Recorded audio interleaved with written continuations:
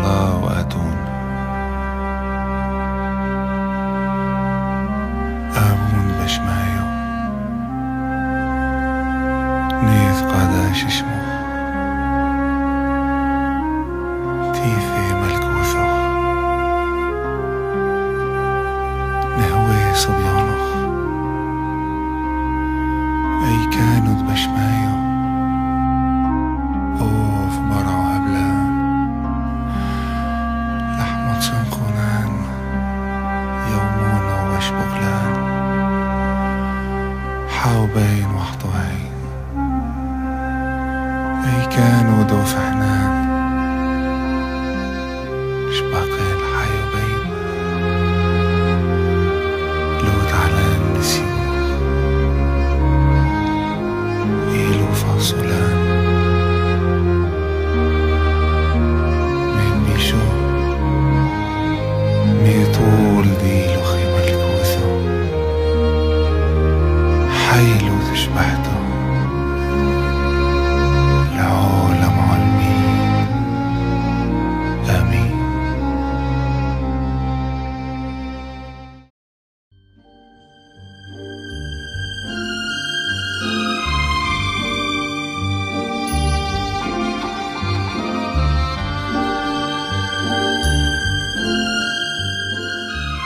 Erciş'in de içinde bulunduğu Van Gölü Havzası'nın geçmişi tarih öncesi dönemlere kadar inmektedir. Tarihinde birçok uygarlığa ev sahipliği yapan Erciş ilçesi önemli tarihi kültürel mekanları ile her zaman ilgi odağı olmuş. Bu mekanlardan bir tanesi de Salman Ağa Kilisesi.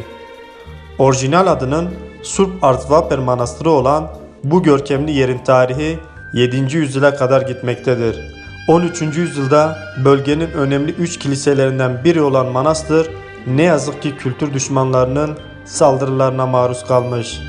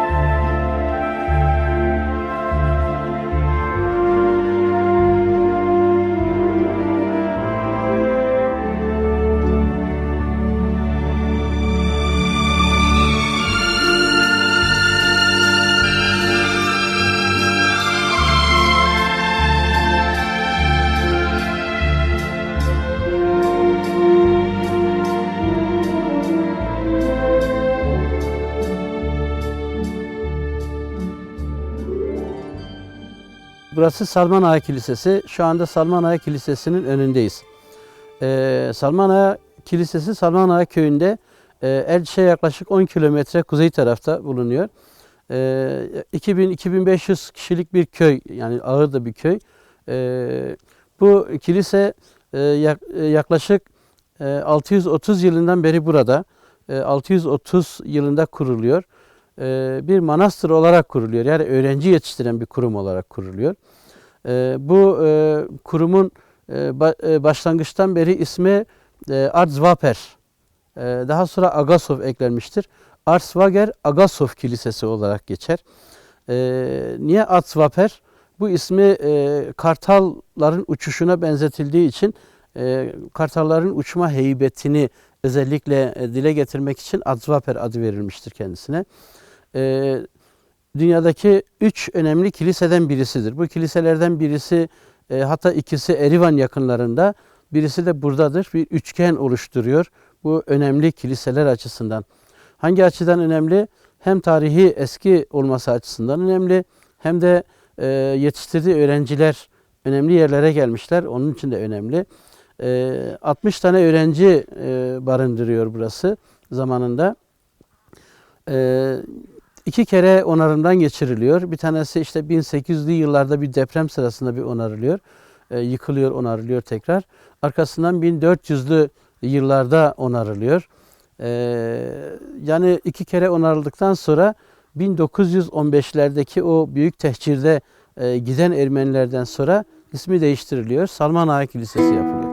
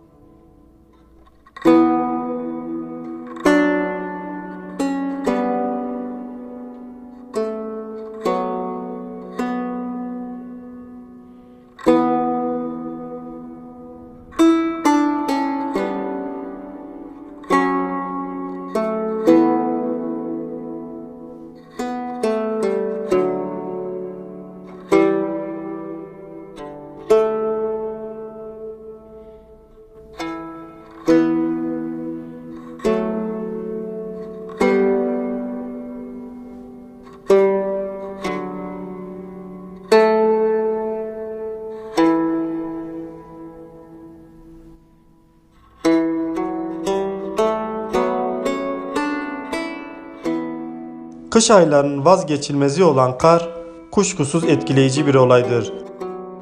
Manastır'a düşen kar taneleri bu nadide mekana ayrı bir hava katıyor. Kartpostallık görüntülerin ortaya çıktığı manastırda fotoğraf severlerin de ilgisini çekeceğe benziyor. Defalarca defineciler tarafından talan edilip zarar verilen kümbeti ve kapı duvarlarının büyük bir kısmı her geçen gün bakımsızlık ve ilgisizlik nedeniyle yok oluyor.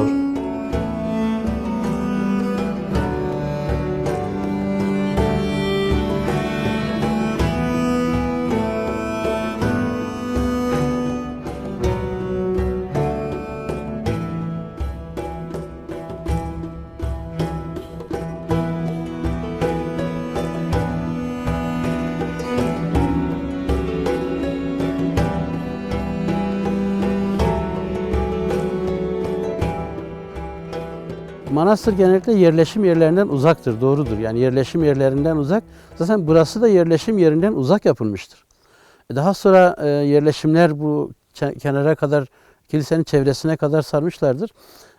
Kilise normalde manastır veya kilise, yani hangisini isterseniz söyleyin, söz konusu aynı şey. Zaten kiliselerde dersler veriliyordu, öğrenci yetiştiriliyordu. O yüzden manastır adını da alıyordu.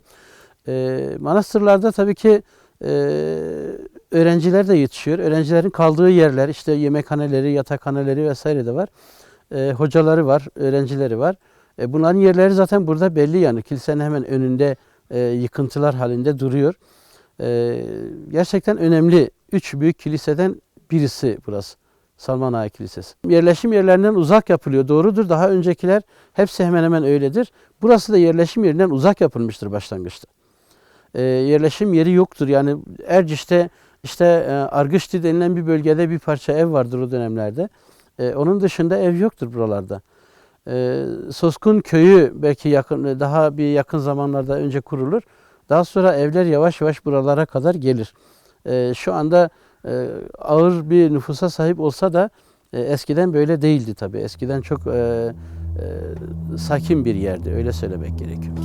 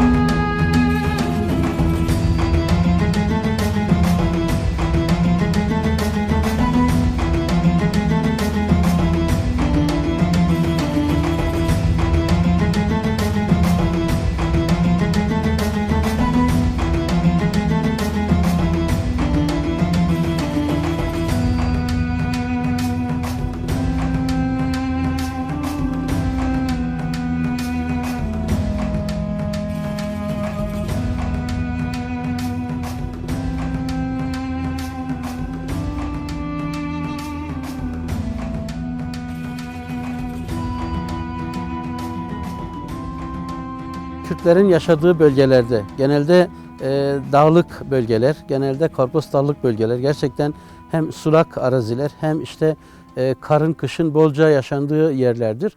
Buralarda öyle yerlerden birisidir zaten. Kışı ağır geçer. Gerçekten kar yağdığı zaman karpuzlarlık bir görüntü çıkar. Çok harika bir görüntüdür. Bu görüntü maalesef arkadaki yıkıntıyla bozuluyor. Arkada gerçekten çok ciddi bir yıkıntı var. Yani yaklaşık 1600 yıllık bir yapı. Diyelim ki işte defineciler tarafından ya da işte avcılar tarafından, altın avcıları tarafından yıkıntıya uğramış. Her biri bir taş götürmüş. İşte evlerini ya da belli şeylerini, yapılarını bu taşlarla yapıyorlar. Yani yıkıntı çok önemli. Bir o kadar da güzel bir hava var. Gerçekten kar yağıyor, karpuzlar gibi de bir görüntü sunuyor. Bu iki şeyi bir arada yaşıyoruz şu anda.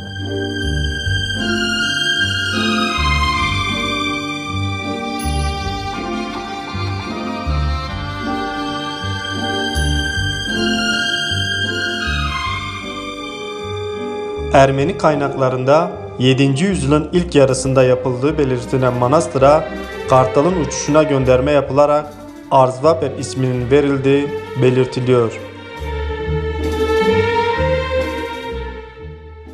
1393 yılında manastırın 60 öğrencisinin olduğu belirtiliyor. Başrahip Garabet döneminde 1409 ila 1414 yılları arasında manastır restore ediliyor. Eski metinlerde heybetli ve ihtişamlı yapı olarak bahsedilen manastırın kubbesinin 19. yüzyılın ikinci yarısında kısmen çöktüğü ve yeniden inşa edilmediği aktarılıyor. Ayrıca manastır 1896 ve 1915'te de birçok defa saldırıya maruz kalmış. Arsvapen Manastırı'nın 1. Dünya Savaşı'nın ardından gasp edildiği, manastırı çevreleyen duvarlar ve haçkarlar da dahil olmak üzere eklenti yapılarından neredeyse eser kalmamış.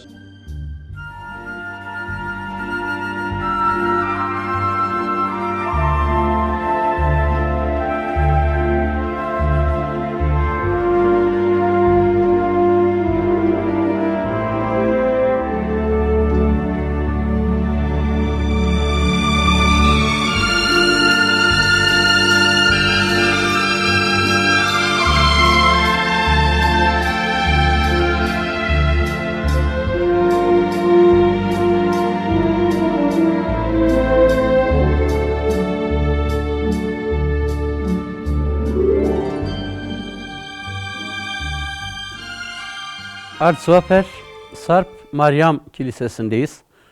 Öbür adıyla Salman Ağa Kilisesi. Bu kilise dünyada işte 3 büyük kiliseden biri olarak görülüyor. Bu iki kiliseden ikisi Erivan yakınlarında kiliseler. Birisi de burada Sarp Maryam Kilisesi olarak geçiyor. Artsvaper Sarp Maryam. Şimdi bu kilisenin bazı özellikleri var. Bütün tabii kiliselerden farklı yanları var, ortak yanları var. İsterseniz önce bir ortak yanlardan bahsedelim. Burası diğer birçok kilise gibi haç biçiminde yapılmış. Yani kiliselerin hemen hepsi haç biçiminde yapılmıştır ama bazıları özellikle kare kiliseler de var, şeyler de var. Burası haç biçiminde yapılan bir kilisedir. Bu kilise özellikle dışarıdan bakıldığı zaman kare biçiminde algılanır.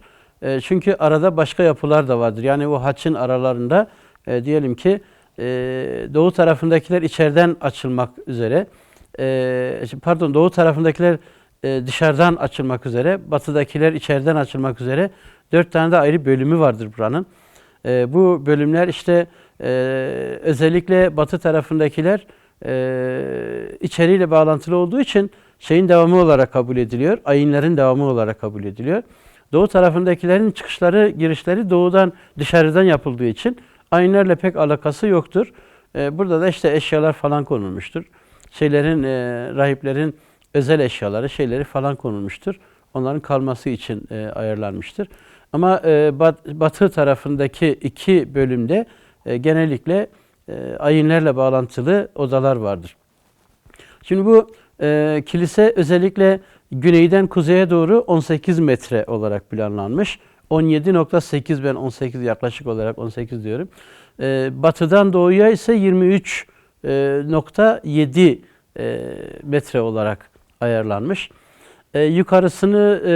Yukarısının yüksekliğiyle ilgili bir şey bulamadık. Biz herhangi bir yerde bir şey bulamadık ama yaklaşık olarak 13-14 metre gibi bir görülüyor. Yani gözle bakıldığı zaman kubbesiyle birlikte belki de 15 metreyi buluyordur.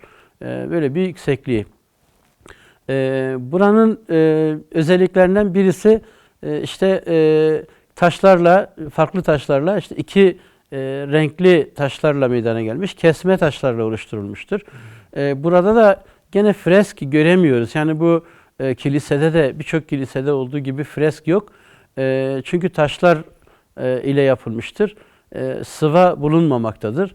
Taşlar gerçekten çok güzel oturtulduğu için, çok büyük bir ustalıkla oturtulduğu, kesildiği için ayrıca freske gerek görülmemiş. Büyük olasılıkla levhalarla yere konulmuştur. Bir Meryem Ana freski belki de yere konulmuştur. Ayinler o şekilde yapılmıştır denebilir.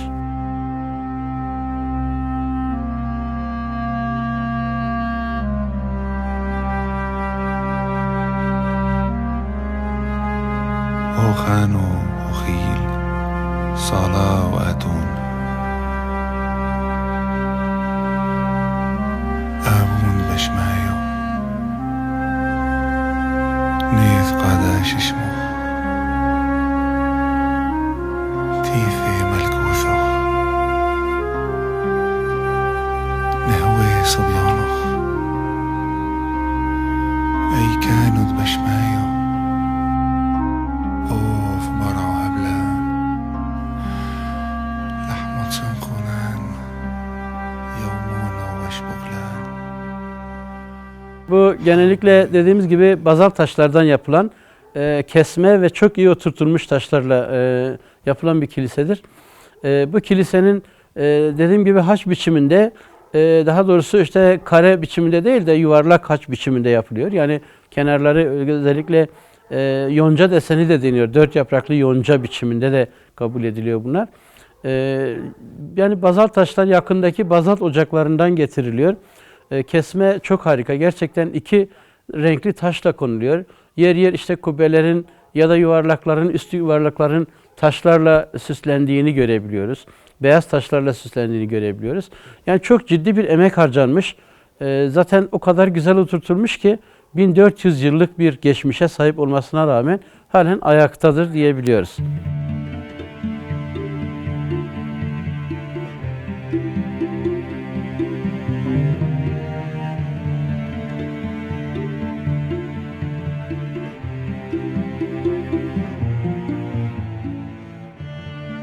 Manastır'da dikkat çeken ayrıntılardan bir tanesi de Urartulardan kalma bir kitabenin bu manastırda bulunması.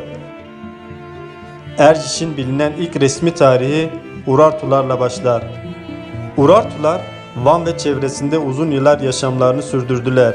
Gittikleri her yerde kendilerinden izler bırakan Urartular döneminde kiliseye yakın bir yerde kale inşa ettikleri muhtemeldir. Bu kitabelerden bir tanesinin de o dönemden kaldığını söylemek mümkün.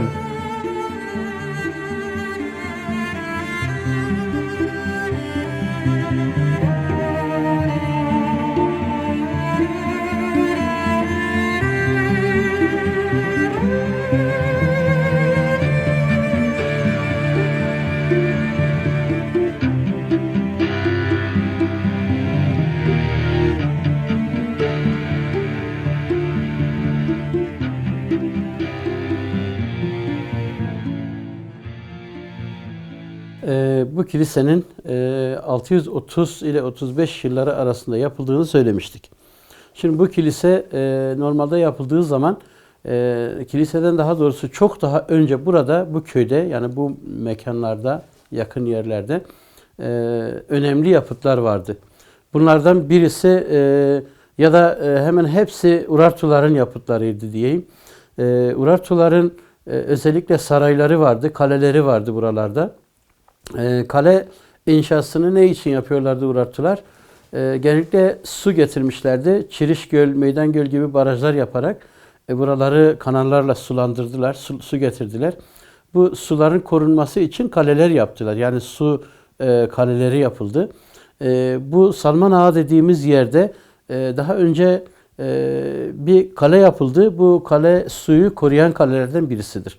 Şimdi bu kaleyi özellikle bu kiliseyi yapanlar, Salman Ağa Kilisesi'ni yapanlar 1630'larda bu kaleleri yıktılar. Bunların taşlarını, stellerini falan getirip, yazıtlarını getirip burada kullandılar. Şimdi burada bir yazıt görüyoruz. Bu yazıt o dönemden kalma. Özellikle Urartu kalelerinden birinin kapısındaki yazıtlardan birisidir. Bunu getirip bu şeyin yapılışında kullandılar. Biz tabii üzülüyoruz. Şimdi biz diyoruz ki köylüler ya da herhangi kimse bu taşları götürüyorlar, işte evlerinde kullanıyorlar. Yazık, yani bunu yapmamaları gerektiğini söylüyoruz. Fakat aynı şeyi onlar da yapmışlar. İşin ilginç tarafı. Onlar da kaleleri yıkıp taşlarını getirip burada kullanmışlar. Bu steller bunu gösteriyor. Bu kilisede 2 tane büyük önemli şey var. Yani bu yazıt var. Ştel diyorlar bunlar kendi şeylerine. Yazıt var. Bu yazılar da gene hangi dönemi anlatıyor? Urartu dönemini anlatıyor. Yani yaklaşık 810-820 dönemlerini anlatıyor. Manua döneminde yapılmış bunlar. Milattan önce 820 yıllarında falan yapıldı bunlar. Bu taşlar özellikle. Yani bu taşların yapıldığı kalelerden bahsediyoruz. Bu kilise milattan sonra 630'da yapıldı. Yapılmaya başlandı. Bunlar ise milattan önce 840 yıllarında 820 ile 10 arasında bunlar kazıldılar, yapıldılar. Kaleler o dönemde inşa edildi. Genellikle Manua dönemi olduğu için o dönemdir diyoruz. Şimdi bunların üzerine ne var? Bunlarla ilgili işte bunu çeşitli profesörler okumuşlar. Biz de onlardan aldık. Bu profesörlerin okunuşlarından aldık. Bu 2 stel.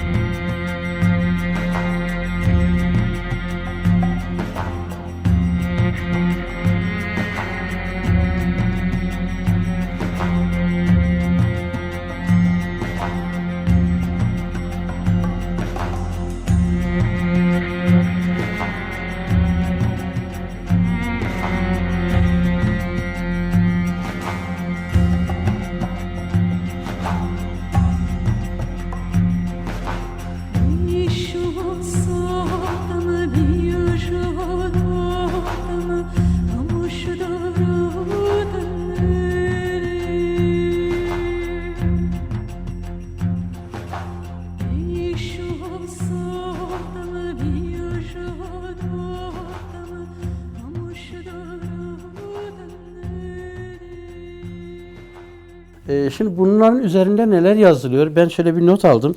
Bu notları paylaşmak istiyorum seyircilerle. Şunu söylüyor. Manua der ki, kim bu yazıyı silerse, kim onu tahrip ederse, kim bunu görürse, kim başkasına bu kanalı ben açtım derse, o tanrı Haldi, hava tanrısı, güneş tanrısı, bütün tanrılar tarafından mahvedilsin, güneş ışığından yoksul edilsin.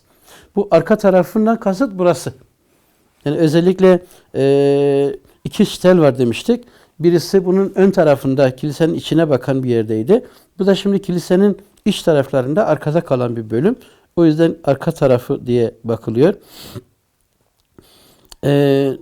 Bu yazıtta sözü edilen su, büyük suya kadar su getirdim dediği su, bizim şimdi adını Deliçay olarak adlandırdığımız sudur. O su tabi burada akıyordu sürekli. Fakat buna rağmen başka yerlerde sulamak gerekiyordu. Bir tek onunla yetinemediler. Başka yerlerden sular getirdiler. Buralarda kanallar açtılar. Bu kanalların Kürtçe'de mirav dediğimiz kaleler kurdular. Yani suyun efendiliğini yapmak, suyun dağıtımını yapmak vesaire işte. Onun koruyuculuğunu yapmak, suya zarar verilmesini engellemek için kaleler yapıldı. Bu Ştel de böyle bir kaleden getirtildi, buraya bırakıldı.